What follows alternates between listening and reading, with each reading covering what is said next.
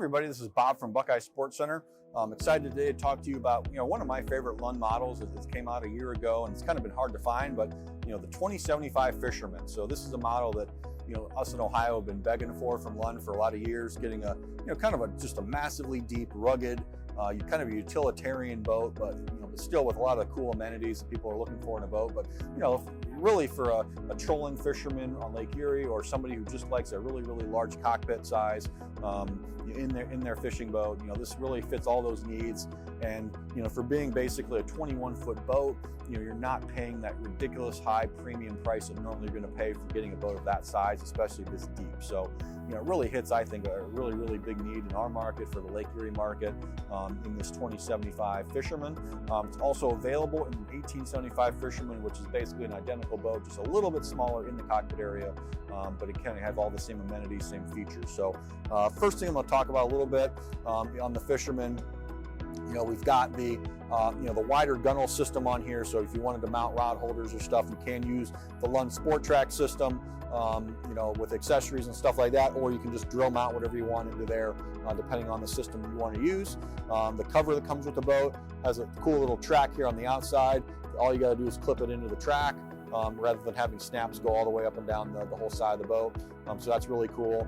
And then, this particular boat is going to feature Lund's IPS hull configuration. So, that's kind of the key feature with Lund's DNA. There are other videos that go into more detail on this, but the idea is, getting a boat that is going to be deeper in the front, a big, deep, significant V in the front of the boat, but then as we move toward the transom, it kind of mellows out. It doesn't have as deep of V into the back, and then the bottom of the boat widens out. So for somebody, in particular for this boat, for a trolling application, you've got the side-to-side stability that you're going to want to see from a boat that you're trolling with, because some of those boats out there right now, nice deep V, cuts through the waves, great, but if you're trolling, you're just wobbling side to side because the boat's pretty much a full deep V. This one's got the best of both worlds, where you have the deep V in the front, kind of more mellowed V in the transom, and that keeps that side to side stability solid. So that's a key feature to that Lund IPS hull. Let's take a look inside the 2075 Fisherman. Okay, we moved inside the 2075 Fisherman, and this is just, every time I get in this boat, I'm just super impressed. I mean, it is massive inside here, especially back here in the cockpit area. We've got kind of the cockpit split into two here. We've got the full canvas setup up, so if you're out there on a rainy day doing some trolling, doing whatever, you can kind of close yourself off in the cockpit area, and then have this area outside of the boat. And I'm actually sitting in one of these little jump seats, which is actually a reasonably comfortable seat for being just a small seat. So this boat can easily sit 6 people behind the windshield. Nice setup area. There's 5 rod holders along here. Obviously you can add more to either side with either Sport Track or using the gunnel. Nice big live well here in the middle to kind of keep you going. This particular boat's set up with a 15 horsepower kicker for trolling purposes, all set up with steering and everything dialed in. So really, set up to be a trolling machine, or really anybody who likes that large cockpit configuration in this boat. So as we move inside the cockpit area into the, I guess the safer area and in rough weather, we've got a nice storage compartment rod storage down here, up to 10 rods down here, which is really slick and cool. And again, additional storage. We also have got an additional storage compartment right here. Again, more rods, so you can get, I think, another 10 rods in here. We've got the cover in there right now, but just ample rod storage everywhere on this boat. Nice large glove box here on this side, super roomy. I can fit my whole freaking arm in there if necessary. So a lot of storage related to that. We've got a couple storage compartments on either side too. If you had a really long rod storage or something like that, you can actually open that up for additional rod storage. You can't really open it when the canvas is up, but kind of shows you what the deal is there. Nicely mounted, heavy duty sport top, which you can see how you can connect all the side canvas and aft canvas to it as well. Pretty simple. Again, this boat is kind of designed to be kind of utilitarian, so we're not going to see a lot of luxury elements in this boat, not a lot of fancy things like you might find in a Pro V or Tyee, but you really need that for this type of boat, and I don't think so.